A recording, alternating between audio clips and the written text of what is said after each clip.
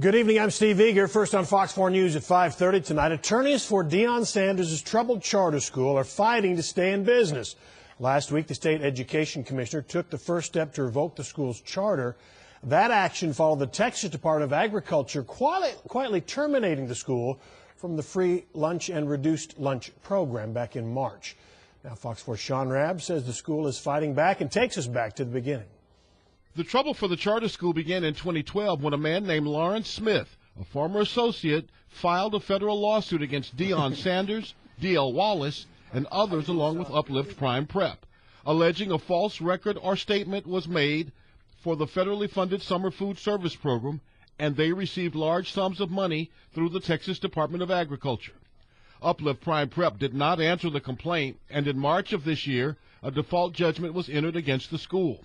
In deciding to terminate Uplift Prime Prep's contract with the Texas Department of Agriculture for the school feeding program and revoke its charter, TEA said the school failed to comply with generally accepted accounting standards, was seriously deficient in its operation of the summer feeding program, and cited the default judgment in the 2012 lawsuit that alleged violations of the Federal False Claims Act.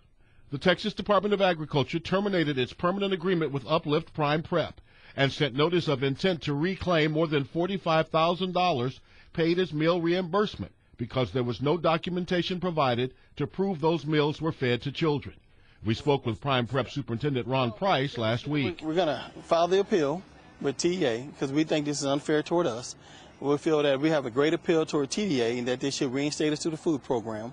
In its response to the Texas Education Agency, Uplift Prime Prep's attorneys write, it intends to file a motion seeking to have the default judgment set aside, that the new administration team of Uplift has not filed for reimbursements for the food program and has fed children, and has budgeted to feed children in the 2014-2015 school year, and that since February, the school has been working with the coordinator for school operations with the Texas Department of Agriculture.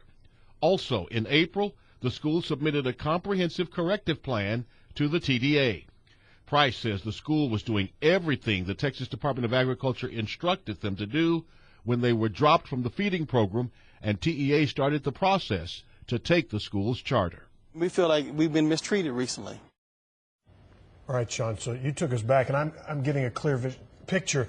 Is this almost all because of this default judgment? And I have a feeling the school is thinking now, boy, we should have got attorneys on this and responded. And what Ron Price is saying is, hey, we never had notice of the judgment. Yes, notice was served, but Mr. Price is alleging he never knew that, it never came to his attention, all of that, before he took over as superintendent. You got a feeling on how much the state, how much of it, because you listed a few things, how much is the weight on that default judgment and how much is actual wrongdoing that the state says happened to? Well, a lot of it is on the default judgment because, listen, the default judgment means that, in essence, they were guilty of making false claims to the Texas Department of Agriculture and the U.S. Department of Agriculture to get money for the feeding program.